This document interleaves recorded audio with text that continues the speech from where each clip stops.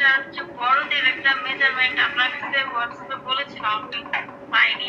আচ্ছা, ক্লাস শেষ করে কল দিও। হোয়াটসঅ্যাপে মেসেজের এত পরিমাণ চাপ, তার মানে দুটো উল্টাও তো, যে হচ্ছে মেসেজ ধরো 20 মিনিট আধা ঘন্টা না ঢুকলে মেসেজ আর পাওয়া যাচ্ছে না, সব নিচে চলে যাচ্ছে। আচ্ছা ঠিক আছে, ক্লাস শেষে ক্লাস শেষে কল দিও। আচ্ছা, এই যে হাতার মুহুরিগুলো এখানে তো ঘটি হাতা হবে, তো যতটা পারো চিকুন করে 2 সুতা ভাঙে আবার 2 সুতা এরকম পাকা করে নিয়ে চাপ সেলাই দিবা এই ভাঁজের কিনার দিয়ে।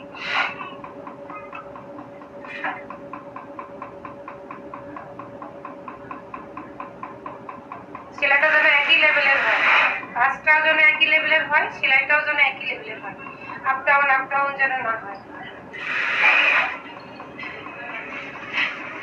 আসসালামু আলাইকুম আপু।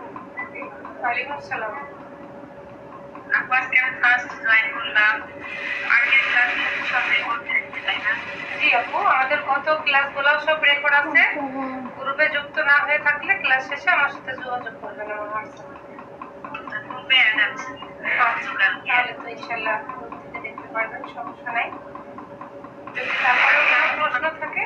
আপু ক্লাস কি সপ্তাহে কয়দিন হয় আমি জানি না। আপু সপ্তাহে কোনো নির্দিষ্ট দিন নাই, একদিন গ্যাপ দেই, একদিন ক্লাস নেই। আর যদি বাই চান্স কোনো কারণে আমি ক্লাস না নিতে পারি তো সেদিন অফ থাকে। একদিন পর পর ক্লাস হয়। আমাদের এই ড্রেসটা ছিল কত বছর বেবি, তোমাদের মনে আছে কারো?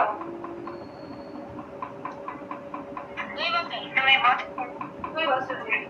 এখন ঘটি হাতার এলাস্টিকের মাপ তোমরা কিভাবে নিবা? একটা হচ্ছে এভাবে করে, যেখানে হাতাটা মানে ঘটিটা পড়ে সেখানে এরকম করে মাপ নিয়ে ফিটিং এ যতটুকু পাবা অতটুকু নিয়ে এলাস্টিক কাটবা, কারণ এটা খুব টাইট হলে বাচ্চারা করতে পারবে না। ধরো তুমি 7 পাইছো, তো 7ই কাটবা, কারণ সেলাইয়ের সময় তুমি 1 ইঞ্চি মেরে দিবা না, তাহলে ওটা হালকা একটু টাইট হবে। মাপটা বুঝতে পারছো? মেপে যতটুকুন পাবা অতটুকুনি এলাস্টিক কাটবা। কাটিং এর পর যখন তুমি সেলাই করবে তখন এমনিতে এলাস্টিক একটু বেড়ে যাবে, আবার 1 ইঞ্চি সেলাই করে দিবা, মোট মিলায়ে তোমার ঠিকঠাক মতোই হবে।